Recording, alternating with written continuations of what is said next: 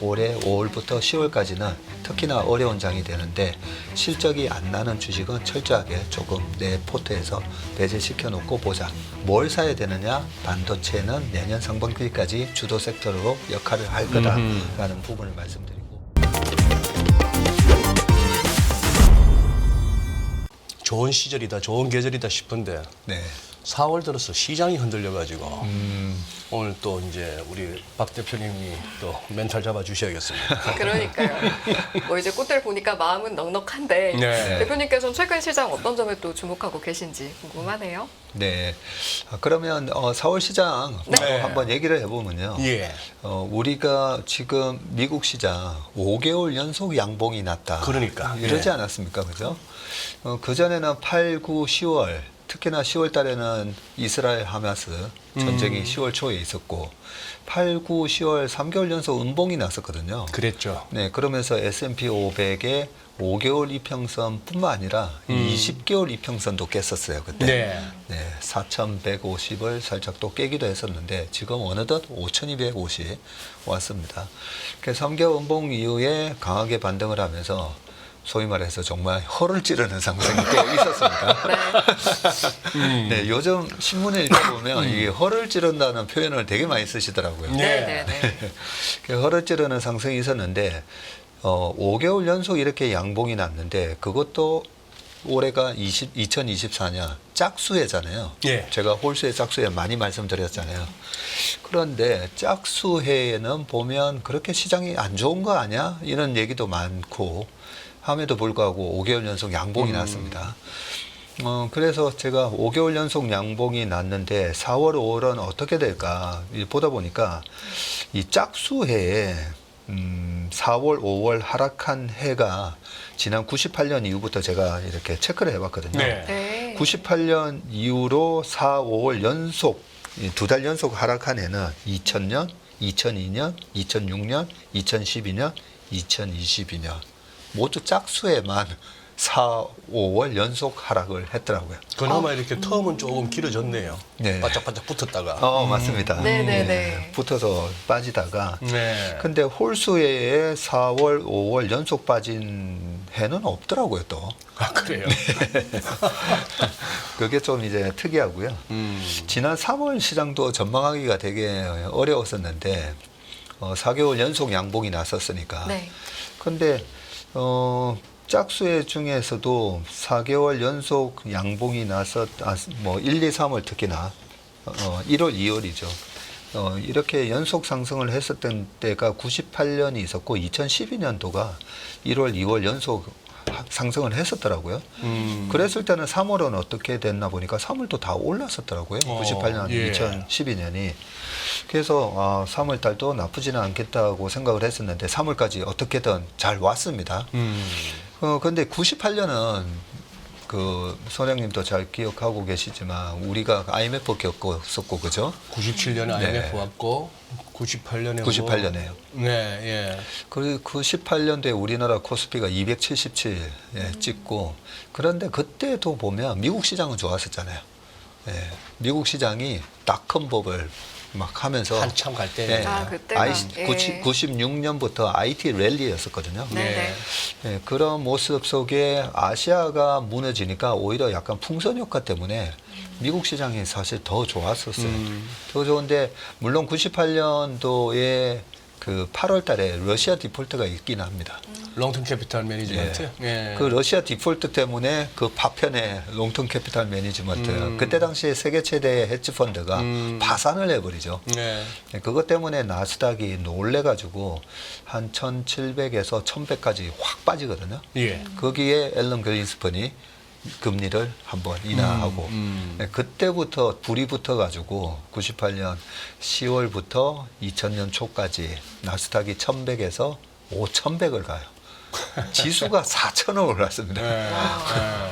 그 버블 때문에 그 5,000을 다시 돌파하는데 거의 15년 걸렸지 않습니까? 예. 네, 아무튼 그 아시아가 안 좋다 보니까 오히려 그 앨런 그린스펀이 낮춰준 금리의 그 유동성이 IT, 닷컴이라는 새로운 기술 혁신이 일어나고 있는 나스닥으로 돈이 몰려가면서 그러면서 이제 나스닥에 어마어마한 랠리가 있었던 거거든요. 네, 그 배경 설명을 잠깐 해드리고, 근데도 그 98년 5월 달에는 나스닥이 4.5% 정도 빠졌고요. 지금 네. 뭐 자료 화면을 제가 띄워놨는데요. 네네. 2012년도 그러면 그때는 너무 이 외환 위기 상황도 겹치고 아시아가 무너졌던 그런 부분에 의한 버블 효과라고 이 풍선 효과라고 치고 그러면 2012년을 보면 2012년도가 오바마의 두 번째 재선이 있었던 해예요. 예, 예. 네. 올해가 바이든의 재선이 있는 해잖아요. 그렇죠. 11월. 똑같은 민주당이에요. 네. 네, 그래서 2012년도 시장을 딱 보니까 1월, 2월, 3월 내내 올랐거든요. 아. 예, 올랐는데 4월 마이너스 1.15, 5월 달에 마이너스 7.3% 빠집니다. 예. 7.3% 빠졌다가 그러면 이런 조정이 와서 그 다음은 어떠는가를 우리가 알고 있어야 이번 네. 조정을 기회로 삼을 건지 판단이 아니면 가능하겠죠? 도망가야 되는지 예. 알 수가 있잖아요. 근데 6월 달부터 다시 3.6, 1.0, 4.9, 0.9 하면서 또 쭉 올라요. 그리고 쭉 오르는데 또 자세히 생각해 보시면 2012년도는 어떤 해였냐면 남유럽 위기 때문에 남유럽.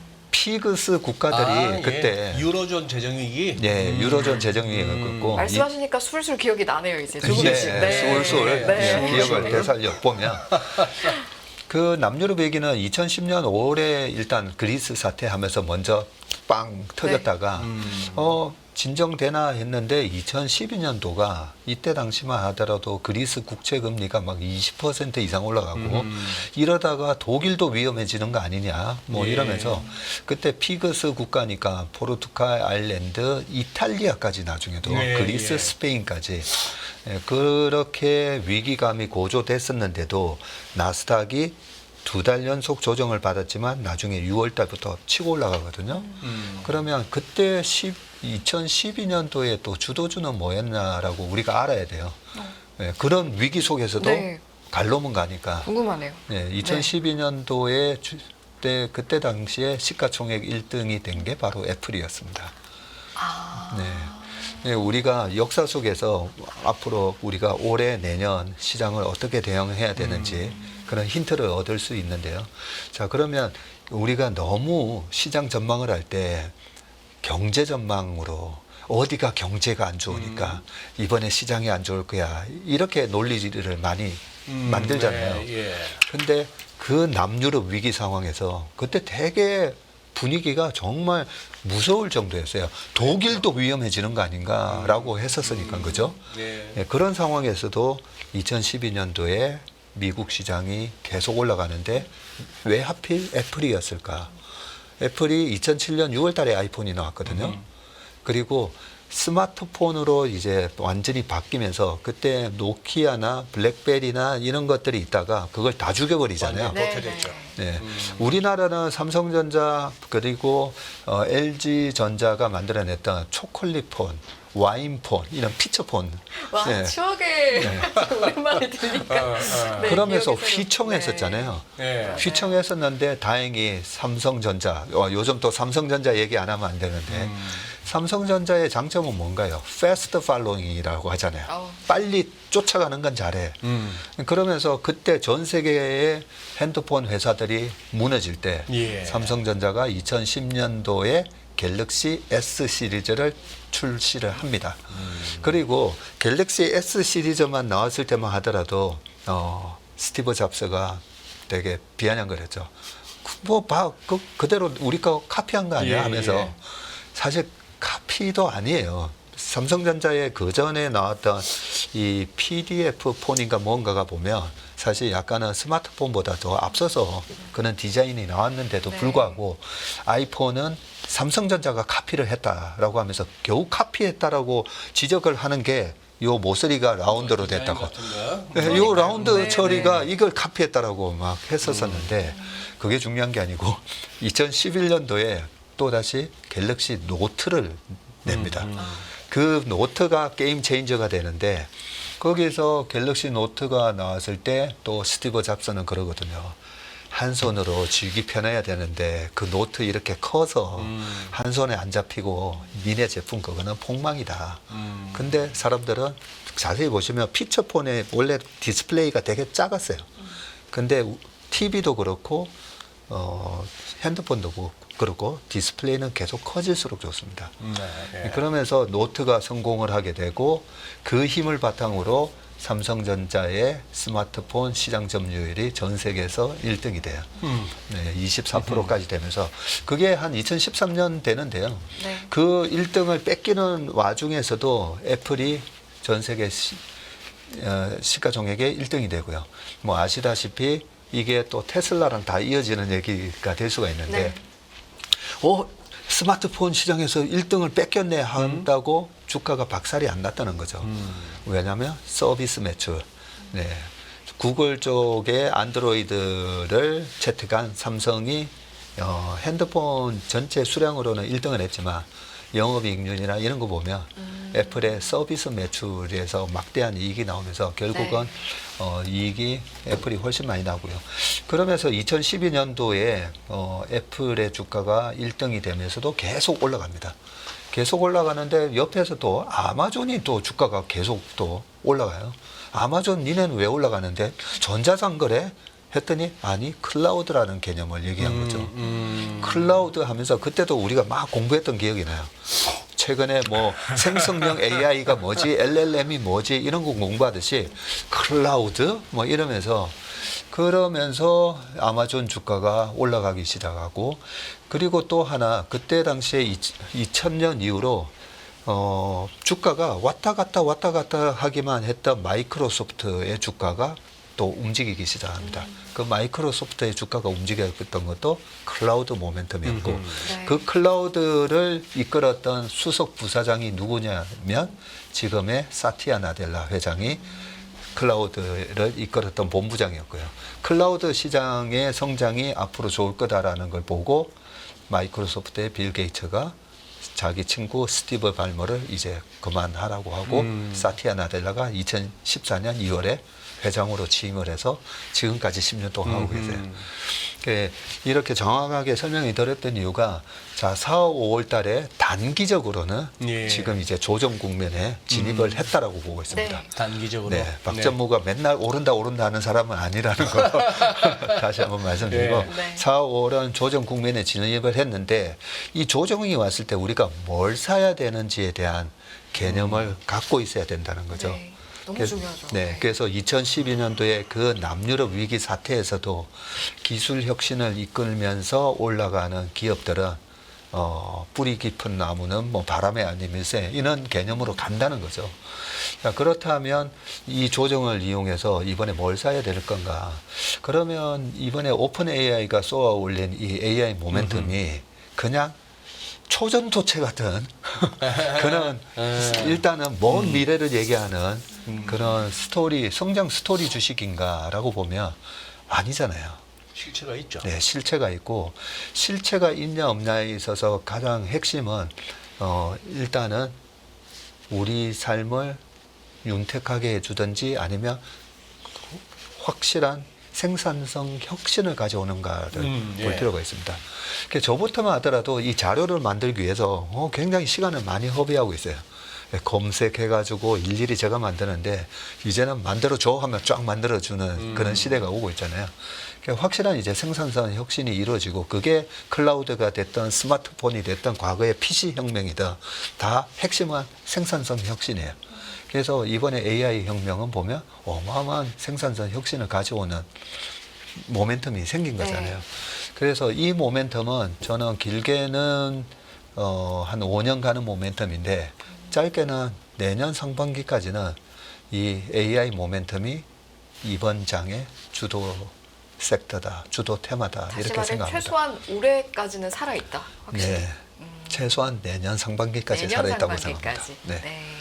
AI 뭐 충분히 납득이 되고 동의가 되고요. 네. 그러면 묻어서 갈 수 있는 게 또 있지 않습니까? AI하고 같이 가는 게. 최근에 우리 뭐 반도체주가 가는 게 그냥 가는 거는 아닐 거 아닙니까? 네. 그래서 이번 AI를 오픈 AI에서 먼저 촉발시키긴 했지만 돈을 누가 제일 먼저 보내봤더니 엔비디아네 하면서 그 그러니까요. 엔비디아가 어마어마한 실적을 내면서 오늘 삼성전자가 서프라이즈가 났지만 엔비디아의 서프라이즈한 실적을 작년 2분기에 실적 발표하면서 우리 다음 분기에 매출이 50%나 찔 것 같은데 하면서 가이던스를 줍니다. 예. 그러면서 주가가 또 빵 뛰었거든요. 예. 여기서 또 하나 중요하게 우리가 짚고 넘어가야 될 부분이 지금 시장이 어떤 시장인가? 예, 지금은 실적 장세다라는 걸 우리가 기억을 하고 있어야 됩니다. 지금이 실적을 바탕으로 하는 강세장이라는 걸 이해를 못 하시면 계속 사실 작년만 하더라도 베어마켓 랠리 이런 얘기 많이 했잖아요. 예, 베어마켓. 베어마켓 속에서 살짝 반등을 하는 거다. 이런 얘기를 했었는데 지금은 강세장이고요. 어떤 강세장이냐? 금리를 낮춰주고 돈을 풀어서 올라가는 유동성 장세가 아니라 금리가 높은 상황에서도 실적을 바탕으로 올라가는 실적 장세라는 거죠. 자, 이 부분을 이해하지 못하시면 실적이 안 좋은데도 괜찮을 거야. 이 주식은 좋을 거야 하는 주식 안 올라가잖아요. 대표적인 게 미국의 테슬라가 매그니피선트 7이었는데 탈락했잖아요. 예. 왜 탈락했습니까? 실적이 안 나오니까. 그래서 철저하게 지금은 시장에 내가 어떤 주식에 투자할 건가는 철저하게 이 실적 장세에 이 회사는 실적 모멘텀이 있는가를 보면서 투자를 해야 된다는 거고요. 자, 실적 모멘텀 나왔으니까 또 말씀드리는데 실적 장세는 어떤 주식이 올라가냐면 이미 알고 있는 실적이 나오는 게 아니라 서프라이즈가 나오는 실적이 나와야 된다는 거죠. 그래서 작년 연말 4분기 실적을 발표했는데 하이닉스는 서프라이즈, 예. 삼성전자는 쇼크 나왔잖아요. 예. 그래서 삼성전자 주주들을 그렇게 힘들게 했잖아요. 3월 중순까지. 네, 도대체 뭐하냐. 이제는 삼성의 정신이 어디 갔느냐. 네, 여러 가지 얘기가 나오면서 3월 15일만 하더라도 삼성전자의 주가가 72,000원대. 였었지 않습니까? 그죠? 그 부분이 우리가 실적 장세인데 이번에 실적이 안 나왔고 그러면 삼성전자를 사거나 아니면 살려고 하는 분들 입장에서는 자, 삼성전자의 실적 서프라이즈는 도대체 언제 나올 건가가 중요했던 부분이고요. 네. 그런 부분에 있어서 사실은 우리가 힌트를 얻을 수가 있었던 거죠.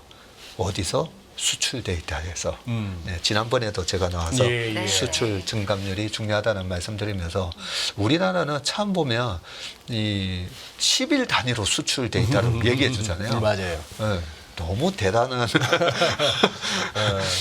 나라다라고 생각을 합니다. 그 10일 단위로 쪼개서 보더라도 우리는 3개월 지나고 나서 지난 분기에 실적이 어떻게 나올까 조마조마하는데 사실은 수출 데이터 보면 다 나왔던 거거든요. 작년 12월, 올해 1월, 2월 보면 반도체 수출 증가율이 뭐 60% 뭐 이렇게 이미 나왔었잖아요. 그러면 이번에는 어떻게 보면 삼성전자의 서프라이즈 실적은 어떻게 보면 충분히 우리가 엿볼 수 있었다. 그런 측면에서 제가 3월 한 둘째 주에 삼성전자의 상승이 곧 임박했습니다라는 내용의 인터뷰를 했다가 욕 바가지로 얻어먹었어요. 욕을 바가지로. 네.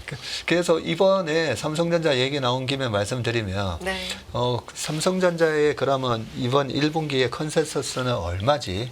그 네이버 들어가 보면 자세히 나와 있잖아요. 5조 2천억. 근데 최근에 이제 톤이 약간씩 업이 되면서 5조 4천억, 5조 7천억. 그래서 저희 내부적으로는 아침 회의하면서 자, 5조 7천억까지는 어느 정도 시장이 기대를 했었어요. 6조 나온다는 얘기도 약간 있긴 했었는데 자, 6조 넘으면 진짜 서프라이즈다 이거는. 왜냐면 컨센서스가 5조 2천억에서 5조 4천억이었으니까. 근데 오늘 아시다시피 6조 6천억 하면서 그러니까요. 빵 하면서 나 살아 있어 하면서 네.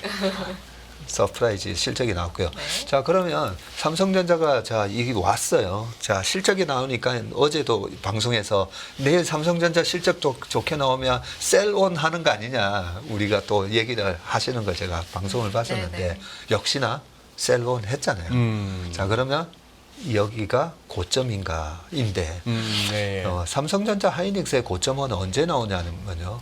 과거에 21년 고점에서도 그랬고 2018년 초의 고점에서도 그렇고 실적이 많이 나와서 애널리스트들의 전망치가 다 이제 올라와서 아니 이렇게 3년 내내 실적이 잘 나왔는데 내년도에도 실적이 또 증가한다고?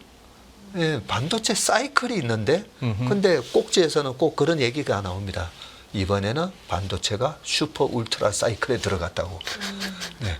아니 반도체는 사이클 주식인데 근데 그런 얘기가 나오면서 이 실적이 이번에도 어마어마하게 잘 나오는데 내년에도 더 잘 나올 겁니다. 이런 얘기가 나올 때 파는 거예요. 네. 정확한 시점을 알려주셨어요. 그러면 이번에 지금 이 AI 모멘텀으로 하이닉스나 삼성전자나 실적의 꼭지가 어디쯤 나올까라고 보면 일단 내년까지는 실적이 어마어마하게 나옵니다. 네. 그리고 내년 돼서 내후년 실적을 얼마로 이제 전망하는지를 봐야 되는데 그래서 그 우리가 하이닉스의 거전 하이닉스 한번 살짝 보면서 예. 말씀드릴까요? 네, 장표를 좀 보시죠. 네. 예. 지금 하이닉스 월봉 로그 차트를 가져왔는데요. 여기 보시면 2016년, 17년, 18년 요때 이제 뭐 데이터 센터가 또 엄청나게 반도체 수요가 들어갔고 네. 요때 17년, 18년도에도 와, 그다음에 자율주행 뭐 이런 얘기하면서 슈퍼 울트라 사이클에 들어갔다는 이런 얘기도 들어갔었지만 그다음 그 실적이 가장 많이 나왔던 2018년도에 주가가 미리 빠집니다. 작년에 그렇게 적자가 나는데 주가가 올라가니까 이게 말이 되냐 했었지만 반도체는 항상 1년 빨리 움직인다라는 거. 예, 그렇게 기억을 할 필요가 있고요. 네. 2018년도에는 삼성전자가 58조 8천억이라는 영업이익이 나왔고요. 하이닉스는 20조 8천억이 나왔어요. 예. 1년에. 예. 20조 8천억이 나왔는데 그러면 여기서 퀴즈 하나 우리 이성희 앵커님께 네. 드릴게요. 지금 엔비디아가 네. 시가총액이 3천조 900불 찍으면 3천조가 넘었거든요. 네. 작년에 엔비디아는 얼마 벌었습니까? 작년에 네. 잘 모르겠네요. 3천조 찍었는데 어느 작년에 정도나? 엔비디아가 얼마 벌었을까요? 40조 벌었어요. 40조. 네. 삼성전자 2018년도에 58조 8천억 벌었어요. 근데 그때 시가총액이 한 400조 정도였고 지금 엔비디아는 3천조 하고 있죠. 그렇게 비교해 주시니까 네. 와닿는 부분이 있네요. 예. 그래서 최근에 엔비디아를 900불에서 엔비디아를 더 사면 어떨까라는 질문을 저희 고객분이 하셔서 많이들 궁금해 하시더라고요. 네. 그래서 엔비디아는 반도체와 함께 가는 반도체 사이클과 함께 가는 움직이는 주식이기 때문에 여기서 900불에 또 더 사는 거는 좀 아닌 것 같습니다. 그리고 이제 4, 5월 달에 약간 이제 조정을 받을 수 있는 그런 말씀을 드리면서 사신다면 800불 이 깨지면 그때 좀 가격적인 메리트가 또 있을 것 같습니다. 말씀드렸는데 요 아까도 여쭤보면 지금도 유효한가요? 그 생각은 유효하신가요? 유효하고 알겠습니다. 그리고 이 하이닉스를 보면서 좀 반도체 사이클에 대해서 좀 더 네. 말씀을 드릴게요. 자, 2018년도에 그렇게 어마어마한 이익이 나올 때 오히려 주가는 빠진다라고 보시면 되고 실제로 2019년 되니까 20조 8천억 이익이 나왔던 하이닉스가 그 다음 해에 2조 7천억이 나와요. 20조에서 2조대로 한 85%가 빠져요. 네. 그런데 2019년도에 하이닉스 주가는 55%가 오릅니다. 네, 실제로 이익이 박살났는데 55%가 올라가고요. 그때 당시에 2019년 1월 달에 반도체 수출 증감률이 박살이 나기 시작하거든요. 2019년 내내 1년 내내 반도체 수출 증감률이 마이너스 10에서 마이너스 30 계속 나오는데 주가는 저렇게 올라갔었어요. 네. 네, 그렇게 반도체 사이클은 2, 3년 오르고 한번 이렇게 실적이 박살 날 걸 미리 1년 먼저 반영을 하고 실제로 박살이 이익이 깨질 때는 오히려 그때부터는 또 다음 사이클을 예측을 하면서 주가가 올라온다. 네, 요렇게. 네, 말씀해 주신 이유는 반도체 사이클에 대한 이해가 필요하고 그걸 네. 기반으로 뭐 우리가 삼성전자든 SK하이닉스든 네. 엔비디아든 접근을 하셔라 라는 맞습니다. 말씀 네, 네. 이해했습니다. 그렇게 보시면 되고 또 우리 소장님 앞에서 이 차트 얘기하기가 좀 공자님 앞에서 좀 주름 잡는 격인데 이 부분을 보시면 하이닉스가 20년에서 21년에도 이렇게 올랐다가 빠지고 이번에도 이렇게 올라오고 있잖아요. 그러니까 작년에도 하이닉스가 너무 많이 올라왔으니까 팔아야 되는 거 아닙니까? 라고 했을 때 자세히 보시면 제일 위에가 이 RSI 상대강도 예. 지수거든요. 월봉 차트에서 이렇게 RSI가 70 이상으로 딱 들어가면 이게 약간의 이제 과열 들어가는 거다라고 우리가 알 수가 있지만 실질적으로는 과열 들어오고 나서 나중에 한참 뒤에 빠집니다. 이 한참 뒤가 언제냐? 이익이 피크아웃 칠 때라고 생각하시면 되고 그래서 이익이 내년에 까지도 많이 나오기 때문에 일단 주식 파는 거는 내년 생각해도 된다는 부분이고요. 네. 그러면 이럴 수가 있죠. 아니 필라델피아 반도체 지수가 그동안에 너무 많이 올랐던데 미국이 빠지면서 혹시 조정받는 거 아닌가요? 이런 질문도 네, 많이 네. 하십니다. 그럴 그죠? 수가 있죠. 자, 그러면 필라델피아 반도체 지수를 보여드릴게요. 네. 자, 지금 필라델피아 반도체 지수가 2010년 이후로 제가 지금 쭉 반도체 지수 월봉 차트를 보여드리고 있는데 일부러 로그 차트로 가져왔어요. 네. 과거에는 얼마나 많이 이렇게 한번 올라가면 얼마나 많이 올라갔는가를 보여드리기 위해서 네. 가져왔고요. 자, 이 필라델피아 반도체 지수 월봉 차트에도 제가 RSI를 띄워놨어요. 예. 자, RSI가 지금 자세히 보시면 최근에 드디어 70.31을 기록을 했습니다. 그러니까 70에 겨우 도달했네요. 제가 3월 말자로 딱 월봉 차트를 업데이트해서 봤더니 이제 70 들어왔어요. 과열. 네. 자, 그러면 과거에 70으로 들어왔을 때 주가가 어땠는지 보면 1년 내내 올랐죠. 2013년에도 1년 내내 오르고 과열로 들어갔는데 한참 동안 과열을 보이면서 1년 거의 예. 한 3, 4개월 지나서 빠져요. 그리고 2016년에도 보면 반도체 랠리가 시작이 되고요. 1년 내내 오르다 보니까 RSI가 과열권으로 들어갑니다. 16년 말에. 그러고 나서 17년 내내 오르고 18년도에 빠지기 시작합니다. 네. 그리고 코로나 직후에도 반도체 랠리가 있었었죠. 네. 이때도 필라델피아 반도체는 쭉 1년 내내 오르고 21년 말에 미국 시장이 고점 치고 빠지잖아요. 이때도 과열이 들어오고 나서 1년 이상 오르고 나서 빠졌고. 패턴이 있네요. 네, 그러면 근데 이게 네. 말씀 중에 죄송합니다.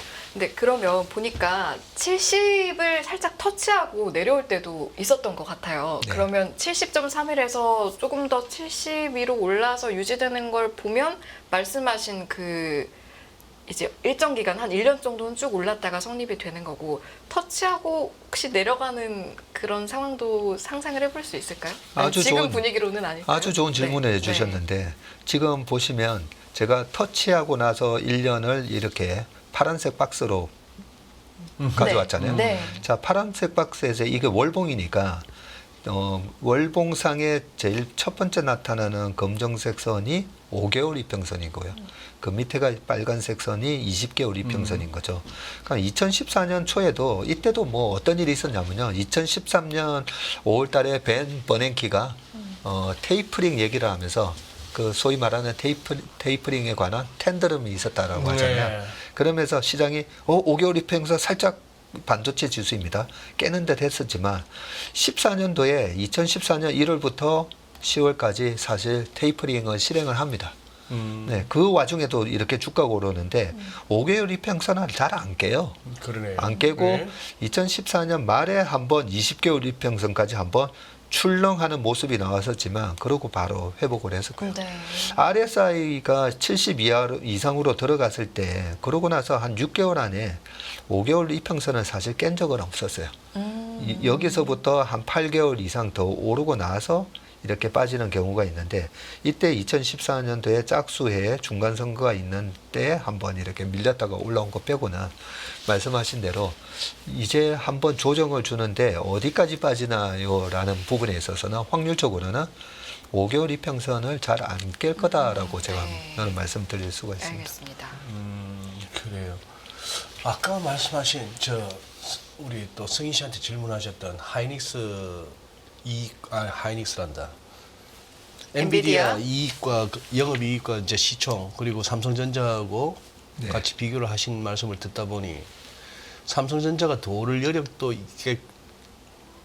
있겠다는 생각과 더불어 그러면 엔비디아가 좀 과열됐을 수도 있겠다 싶은 생각은 드는 거고 주가가 네. 그런 상황인데 네. 우리 국내에서 지금 삼성전자 하이닉스만 얘기합니다만 사실 수익률은 뭐 요즘 뭐 그렇잖아요. 뭐 제주 반도체니 한미 반도체니 다른 쪽이 더 훨훨 날고 있는데 네. 그쪽에서 우리 박 대표님 보시기에 그쪽은 어떻게 좀 과열 기미는 없나요? 과열킴이 있습니다. 네. 그리고 제가 왜 엔비디아의 이익을 퀴즈를 드렸냐면 네. 자 40조인데 3천조를 갔다는 거죠. 네. 예. 물론 올해 2배로 늘어나잖아. 네, 80조 되잖아. 어허. 그리고 내년 되면 100조, 120조 나올 거야. 그게 보통 한 1년을 땡겨서 네. 100조, 120조 번다고 해도 100조인데 3천조면 PER 30배잖아요. 그렇죠. 네, PER 30배예요.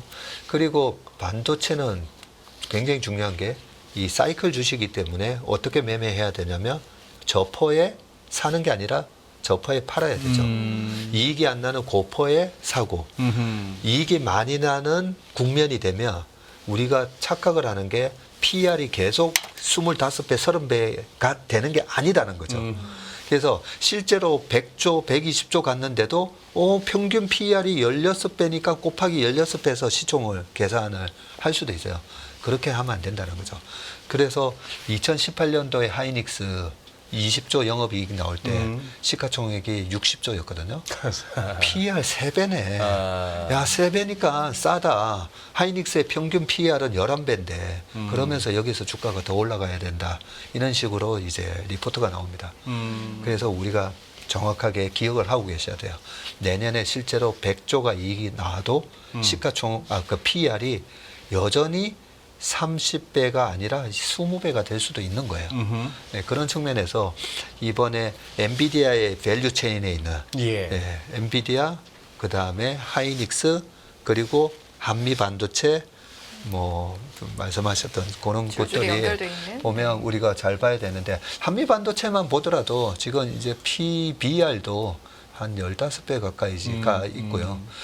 내년, 내후년에 이걸 이제는 솔직히 저희가 지난달까지는 좋게 봤었습니다. 네. 좋게 봤는데, 야, 이제는 여기서는 선반영을 좀 많이 한 거 아닌가. 이런 생각이 들고요. 자, 이런 생각이 들면도 불구하고 한미 반도체가 그동안에 하이닉스뿐만 아니라 이제는 삼성전자에도 들어가고 뭐 마이크론에도 들어가고 이러면서 우리가 생각하지 못했던 또 이익 모멘텀이 나오면 그러면 또 당연히 기대치보다 더 상회하는 서프라이즈한 뭔가 실적이 나오니까 올라가겠죠. 그런데 지금까지는 우리가 알고 있는 정보는 거의 다 반영한 것 같다라고 생각합니다. 알겠습니다. 이제 저희가 지금까지 이야기했던 게 AI와 반도체를 필두로 해서 이제 좀 이야기를 해보고 분석을 해봤다면 사실 최근까지 어떤 모멘텀이라고 했을 때 좀 주목을 많이 받았던 게 저 PBR 주고 지금도 어느 정도는 이제 관심이 유지가 되고 있는데 여기에 대해서는 좀 어떤 투자 전략을 가져갔으면 좋겠다라는 관점이 있으실까요? 지난번에도 이제 밸류업 네. 얘기를 잠시 네, 하고 네. 가긴 네. 했었는데 예. 우리가 이 부분에 대해서도 명확하게 딱 정립을 해 놓으셔야 됩니다. 밸류업이긴 한데 실제로 성장이 없는 기업 밸류업을 아무리 시켜봐야 그 밸류 인베스터라고 하는 밸류 투자자들은 성장이 없으면 뭐 PBR 0.5가 1배가 되잖아요. 뭐 어떻게 하겠어요? 때릴 거 아닙니까? 네. 가치주가 이제 아니게 되니까 팔 거예요. 근데 성장이 있는 기업은 또 성장 때문에 북밸류가 또 늘어나게 되고 그러면 또 가치 영역으로 떨어지면서 그러면서 이게 소위 말해서 성장 가치주가 되는 건데 성장 가치주 같은 경우에는 계속 이렇게 주가가 올라갈 그 여지가 많을 수가 있는데 성장이 없는 밸류 주식은 저는 이번에 아무리 밸류업을 해준다 하더라도 안 사는데 조심해야 된다는 생각을 하고 있습니다. 그 중에 조심하자. 하나 그냥 네. 딱 찍어서 예를 들면 예. 은행주. 은행주 네. 조심하자. 네. 네. 어제 보면 드존 비전이 한 20% 올랐잖아요. 근데 제4 인터넷 은행에 또 진출한다. 이렇게 돼 있거든요. 은행만 보면 사실 은행의 영역은 계속 그대로 있는데 네. 은행의 밥그릇을 침범하는 게 보면 증권사들. 증권사들이 신탁 업무부터 해가지고 은행 영역을 자꾸 침범해요. 예. 환전 원래 은행만 했었잖아요. 예. 근데 이제 환전 누가 돈 바꾼다고 하면 제가 증권사 가서 환전하라 이러거든요. 증권사 환율 좋아 이러면서 계속 증권사가 은행의 밥그릇을 뺏어 먹고요. 예대 마진을 안정적으로 누리는 그런 아주 과점화된 이 체제 속에서 이익을 향유하고 있지만 계속 장기적으로 보면 인구도 아무래도 이제 줄어든다 그러고 그런 차원에서 저는 은행주가 무슨 이 성장 모멘텀, 밸류 뭐 이런 걸로 주가가 한 15% 오르잖아요. 무조건 팔아야 된다고 얘기를 많이 합니다. 네. 그래서 은행주 같은 경우는 예를 들어서 이제 말씀드렸는데 이 성장이 없는 그런 섹터나 기업인 경우에는 나는 그게 적성에 맞아. 예, 빠졌을 때 사모았다가 올라가면 팔고 그걸 잘하시는 분들이 계시거든요. 근데 그 잘하시는 분들이 보면 올라오면 판다는 거죠. 그래서 함부로 이 밸류 영역에 있는 주식이 올라오면 계속 밸류업이 이게 올라가면서 주가가 레벨업이 되지 않을까라는 그런 기대는 조금 안 하셨으면 좋을 것 같아요.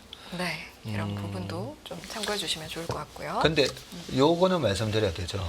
지난번에 밸류업 프로그램이 제대로만 작동이 되면 제가 네. 4천 간다고 말씀드렸어요. 네. 그거는 어떤 의미냐면요. 이 글로벌 스탠다드에 맞게 우리 지배구조 말씀드렸었잖아요. 일본이 스튜어드십 코드, 가버넌스 코드라고 해가지고요. 그렇게 10년 동안 해서 지금의 밸류업이 좀 된 거거든요. 네. 근데 우리나라는 이때까지 투자자들이 왜 그렇게 많이 소위 말해서 당했냐면요. 네. 당했냐면 이 산업의 성장서, 이 기업의 성장서 그걸 분석을 해가지고 투자를 했잖아요. 네. 그래서 실제로 기업 가치가 커졌어요. 음흠. 근데 주주 가치는 안 커져요. 왜냐하면 그 기업이 번 돈을 주주한테 안 돌려주는데 무슨 그래서 항상 기업 가치의 성장과 주주의 가치 성장이 일치해야 된다는 거죠. 근데 그동안에 보면 너무나 좀 저도 보면 화가 나는 일도 많았었고 소장님도 그런 말씀 많이 해주셨는데 그걸 이번에 고치겠다는 거거든요. 예. 그걸 고치겠다는 거기 때문에 기존에 아까 제가 성장 없는 밸류 주식 사지 말고 그동안에 이 산업의 성장과 기업의 성장이 정말 눈부시게 일어났는데 닭 쫓던 개 만들어버리는 그런 주주 가치를 개똥으로 보는 그런 거를 이제 없애겠다는 거잖아요. 네. 예, 그러면 이제는 우리가 투자를 해도 우리가 제대로 봤어요. 제대로 봐서 실제로 기업 가치가 성장해서 네. 그러면 이제는 그게 주주의 몫으로 돌아올 수도 있겠다라는 희망을 가지는 거죠. 희망이죠. 현재는. 이제 그렇죠. 좀 더 지켜봐야겠죠. 네. 그래서 이번에 단기적으로는 5월 달에 정부에서 또 뭘 발표를 한다고 네. 그래요. 네. 네, 7월 전에 하겠다. 네, 그렇게 하기 때문에 한 번 더, 한2 번에 더 단기적인 모멘텀은 남아 있다고 봅니다. 단기적인 모멘텀. 네, 그러면 4, 5월 달에 미국의 기술주들이 조금 쉬는 동안에 또다시 이런 밸류업에 관련된 기업들이 또 반등이 들어올 수 있다라고 생각합니다. 그런데 이번에 저번에는 좀 자율적으로 한번 해봐 이런 거 있잖아요. 그랬고. 그게 되게 우리가 실망했던 거잖아요. 예. 그런데 이번에는 뭐 세법 개정부터 시작해서 조금 구체적인 안을 만들고 계신 것 같더라고요. 네. 그래서 이번에 또 5월 발표를 앞두고 약간 기술주가 실 때 그쪽이 또 올라오는 그런 모멘텀이 좀 있지 않을까 생각합니다. 저기 박 대표님은 저 시황에는 매번 뭐 연준의 금리 인하 횟수가 어떻고 기대감이 어떻고 하는데 실제 운용하시면서 그거 많이 저기 비중을 두십니까? 그 네, 팩터를. 그거 제가 잘못 봤다가 22년도에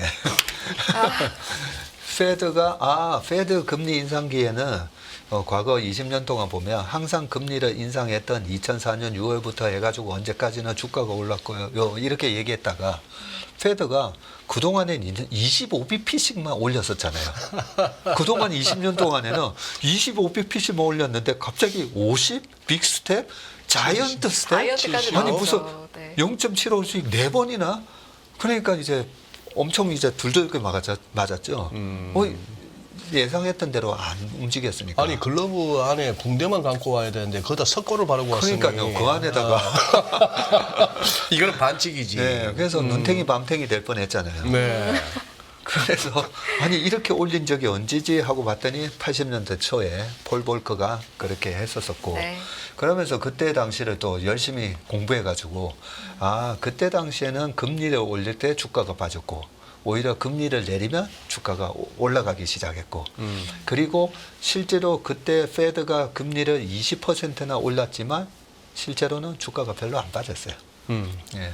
많은 사람들이 그 물가 공포에 이번에 경제가 망가진다 이런 얘기를 하셨었지만 실제로 81년도에 한 6% 빠졌었고요. 80년도에 25% 올랐고요. 82년부터 89년까지 8년 내내 주가가 올랐어요. 예. 그랬던 걸 보면 이번에 금리를 인하하면 최근 20년으로 보면 금리 인하할 때 도망 나와야 돼 이거였잖아요. 근데 이번에는 80년도 초와 비교를 해보면 금리 인상할 때 주가가 박살났다가 그 인하할 때는 오히려 주가가 좋았다. 이런 말씀을 좀 드리고 싶고요. 금리를 인하를 하면 일단은 이게 무슨 경제적 위기가 와서 인하를 하는 건지 아니면 80년도 초처럼 물가가 잡혀서 인하를 하는 건지 그런 부분을 잘 모르기 때문에 처음에는 시장이 흔들립니다. 네. 예. 그래서 지금 금리 이 FMC 다음 회의가 4월 30일하고 5월 1일 날 있고 네. 그때는 금리 인하 확률이 지금 얼마 안 되잖아요. 한 5%예요. 5%. 근데 5월이 아니라 6월 10일로 가면 그때는 이번에 확실하게 금리 인하한다라고 페드와치에서 50% 이상 확률을 보니까 저는 6월 달에 금리 인하를 한다라고 가정을 하고요. 네. 근데 또 그러면- 이제 그 매파적인 인물이 연대 금리 인하 불필요할 수도 있다라고 하니까 다들 또 조마조마해지는 분위기가 감지되기도 하는데 네. 그것까지 그 부분- 감안해서 말씀해 주신다면 네, 그래서 그 올해 내내 말씀드리는 게 금리 인하는 늦게 할수록 좋다는 거죠. 금리 인하 하기 전까지 실질적으로 장이 좋았었고 2000년 이후도 케이스도 보더라도 2006년 8월 달까지 아까 2004년부터 2006년 8월 달까지 17번 금리를 인상을 하고 나서 2006년 8월부터 2007년도 그 서프라임 모기지 사태 터지기 전까지 보면 금리를 동결한 구간 동안에 주가는 내내 올랐었고요. 그때 2007년도에 펀드 열풍이 불어서 우리가 펀드 번호표 뽑으면서 펀드 투자했던 게 2007년이었었거든요. 예. 그래서 금리 동결 기간에 실제로는 주가가 꽤 잘 올라갑니다. 그러면 그 이후에 2018년 12월 20일까지 9번의 금리를 올렸었던 2015년 12월부터 2016년, 17년, 18년 12월 20일까지 이때 9번 금리를 올리고 나서 2019년 7월 달에 금리를 첫 인하하기 전까지 그때 주가가 S&P 500이 또 많이 올랐어요. 그래서 금리 인하하기 전까지 이 랠리를 즐겨야 됩니다라는 얘기를 이제 지난번에도 말씀드렸던 거죠. 그래서 금리를 인하를 안 할 수도 있다. 그 정도로 경기가 좋다는 거잖아요. 물가가 안 빠진다는 말이 오히려. 경기가 좋다는 네. 거고 그러면 우리는 이렇게 경기가 좋은데 누가 돈을 버느냐 어떤 기업이 돈을 버느냐 거기에 초점을 맞춰서 투자 전략을 세우셔야 된다는 거죠. 네. 그거는 어떻게 보십니까? 우리 지수 자체는 이게 이제 사실 지수가 별 그건 없는데 지수가 그 뭐 급등도 하고 급락도 하지만 업종 따라 장 엄청나게 빠지는 날도 뭐 가는 놈은 가니까 네. 그렇긴 합니다만 지수만큼은 좌우지간 외국인들한테 달려 있는 것 같아요. 네, 맞습니다. 특히나 선물 가지고. 네. 이 친구들 뭐가 있어서 이럽니까? 아니면 여전히 한국 시장 만만하게 보고 그냥 이 파생 가지고 소위 말해서 꼬리 갖고 몸통을 흔들어대는 형국입니까? 대표님 보시기에는. 제가 저희 회사의 외국인 투자 매매 동향을 볼 때는요. 예. 항상 외국인의 현물 매수와 선물 매수를 합쳐서 봅니다. 합쳐서. 네. 선물 매매를 꽤 오랫동안 저도 해왔고 주가 지수 선물을 하도 많이 하다 보니까요. 네. 외국인이 웹드도 선물로 꼬리가 몸통을 흔드는 현상을 너무 많이 겪어가지고요. 네. 나름대로 이제 외국인의 선물에 대해서 좀 공부를 많이 하다 보니까 이 선행성이 있더라고요, 그죠? 예. 그 중에 하나 대표적인 예를 말씀드리면 그게 롱텀하게 보는 큰 펀드에서 네. 와 이번에 삼성전자가 되게 좋네. 근데 워낙 큰 자금이잖아요. 외국계는 보면 몇백조 있다 보니까 삼성전자 비중을 좀 늘려야 되겠어 이러면 한 10조를 사야 되는 거예요. 10조를 사려면 하루에 살 수가 없잖아요. 그러면 이 외국계 그 주문을 실제로 받았던 네. 그 브로커한테 들은 얘기가 한 3주치 물량을 받게 돼요. 3주치 그러면서 하루에 근데 전체 거래량의 3분의 1을 넘지 말고 사라. 이렇게 주문을 줍니다. 그리고 왜 외국인이 우리나라 코스피 시장에 절대적인 영향을 주냐면 네. 우리 일반적으로 개인 투자가분들은 주식을 살 때 밑에 걸어놓고 사잖아요. 예. 시세에 맞아요. 영향을 안 줘요. 예. 네. 예, 걸어놓고 사고 팔 때도 위에 걸어놓고 팔다 보니까 판 게 네. 아니고 팔려진 거고 그렇죠. 살려고 산 게 아니고 사진 거죠. 보통. 네. 그래서 시세랑 반대로 매매를 하십니다. 그래서 어떻게 내가 샀더니 주가가 빠지고 내가 팔기만 하면 올라간다. 올라가고. 그래서 제가 아니 위에다가 걸어놓지 않으셨어요? 아니 올라가야 팔리는 거잖아요. 네. 그 그래서 그랬구나. 올라갈 때 팔아놓으시는 거는 뭐 아니 내가 팔기만 하면 올라가고 사면 떨어진다는 거예요. 떨어질 때 사시니까 그렇잖아요. 그래서 외국인은 이 주문을 줄 때 내가 이번에 100만 주를 사야 되니까 이 100만 주를 하루 거래량의 3분의 1을 넘지 말고 사주세요 하면서 가격을 얘기 안 한다는 거죠. 네. 물론 가격을 리밋을 정해줄 때도 있긴 하지만 수량을 확보하는 게 우선이에요. 네. 그래서 외국인의 매매는 위로 호가를 잡아먹으면서 사게 돼 있고요. 팔 때도 마찬가지예요. 팔 때도 3분의 1을 넘지 않으면서 10만 주 팔아줘 하니까 밑에 호가를 잡아먹으면서 이제 때리게 네. 되는 거고 그런 측면에서 주문이 들어오잖아요. 주문이 들어오면 그 주문의 내용을 알았다면 이 증권사에도 보면 프랍데스크라고 고유 자금을 운용하는 부서가 있잖아요. 예, 예. 뭐 그런 걸 이제 파이어월이나 이런 걸로 하면 안 된다라고는 하지만 그런 일이 종종 있다라고 생각합니다. 그냥 삼성전자 100만 주 산대. 그러면 지수가 움직일 게 뻔하잖아요. 그러면 외국인이 선물을 우리가 하루에 보면 갑자기 아니 선물을 2만 개를 사 2조를 하루에 사 그게 어떻게 보면 주문이 들어오는 걸 알고 산다는 거죠. 그렇다고 봐요. 예, 그래서 선물을 네. 소장님은 워낙 그런 걸 자주 보셔서 알고 계실 건데 우리가 외국인 선물을 볼 필요가 있고요. 자, 그런 차원에서 그럼 연초 이후로 외국인이 지금 얼마 샀냐면요. 현물 15조 정도 샀고요. 현물 15조. 예, 선물 한 1조 5천억 샀어요. 예. 근데 코스닥은 사실 얼마를 안 샀습니다. 그리고 작년에 외국인이 현물 11조 5천억 사고 선물을 3조 5천억이나 샀어요. 예, 선물을. 현물 합쳐서 네. 15조 원이나 샀고 네. 작년에 15조 샀는데 올해 현선물 합쳐가지고 3월 달까지 벌써 16조를 샀어요.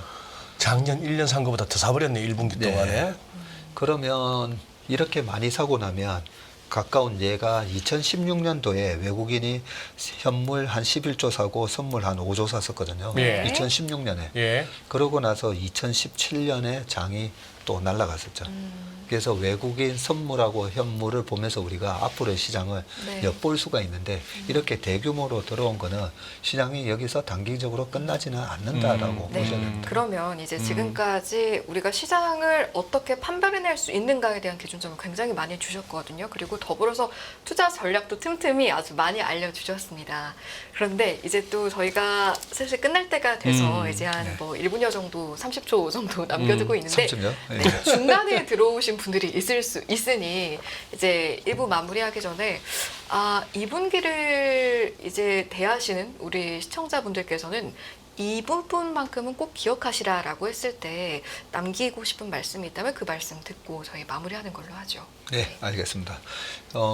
다시 한번 요약을 해드리면 예. 올해 대통령의 선거가 있는데 5개월 연속 양봉이 났고 그러고 나서는 4, 5월 달에 오히려 나스닥이 5% 이상 조정을 받을 확률이 아주 높습니다.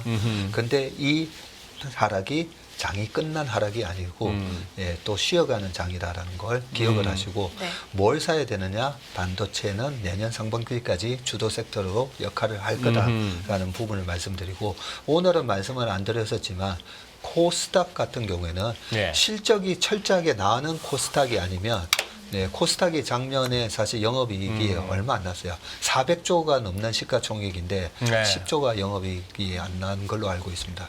네, 그렇기 때문에 이익이 안 나면 안 올라갑니다. 그래서 올해 5월부터 10월까지는 특히나 어려운 장이 되는데 실적이 안 나는 주식은 철저하게 조금 내 포트에서 배제시켜 놓고 보자. 안녕하세요. 유승입니다. 더 많은 영상을 보고 싶으신 분들은 화면 오른쪽에 있는 구독 버튼을 눌러주시기 바랍니다. 그리고 영상을 보시면서 좋아요는 필수인 거 아시죠? 항상 인포맥스 라이브를 사랑해 주셔서 감사합니다.